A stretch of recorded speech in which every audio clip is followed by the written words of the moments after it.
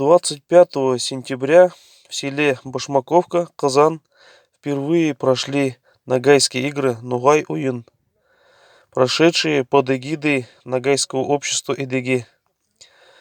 Сначала участники учились стрелять из лука. Некоторые из них даже впервые в своей жизни. Очень понравилась эта затея лидеру ногайского проекта юртовских ногайцев Амиру Дамировичу Мусаеву. А затем участники перешли непосредственно к соревнованиям в стрельбе по мишеням.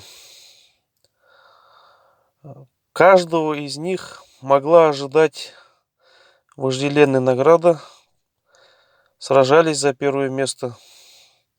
Дети же тренировались просто стрелять из лука. Одно из самых интересных занятий это было табан-трес или табан-тряу. Это особое ногайское соревнование, когда упираются ногами и перетягивают друг друга. В конце концов, награды нашли своих героев. Некоторые из них получили первое место и кубок.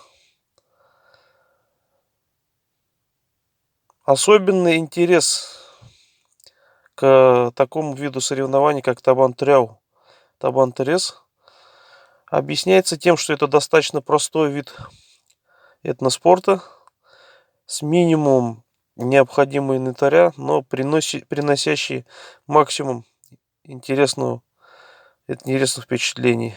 Мы надеемся, эти игры станут доброй традицией, возрождая воинский дух наших предков.